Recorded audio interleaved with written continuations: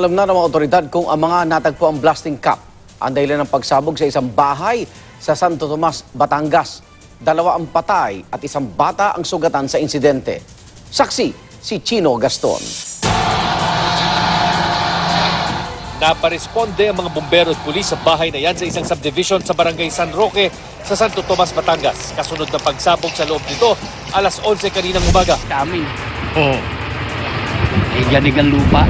Nagkanda pira-piraso ang bubong, butas ang pader at nagliyab ang mga damo sa mga katabing bakanting lote. Nabutas din ang sahig ng bahay at lumitaw ang Poso Negro.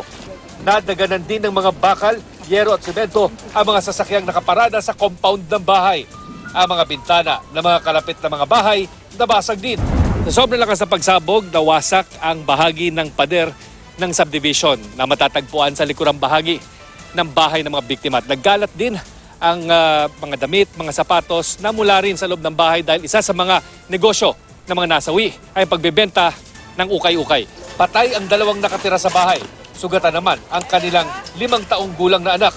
Sa post-blast investigation, na-recover ang mga basyo ng improvised blasting caps na ginagawa umano sa bahay nang walang kaukulang permit. Hindi ka dapat nagagawa ng mga ganyan sa backyard industry. So kaya nga sumabog yan. Pwedeng sa blast fishing, pwede rin sa may mga mining kasi dito sa Batangas, pwede rin sa mga quarry and mining. Sa isang follow-up operation, na-discover ng mga pulis ang isang hiwalay pang imbakan ng mga pampasabog sa kalapit na subdivision. Nakita naman natin nagkalat ang damit and early report na parang cover itong mga ukay-ukay na to. Ako si Chino Gaston, ang inyong saksi.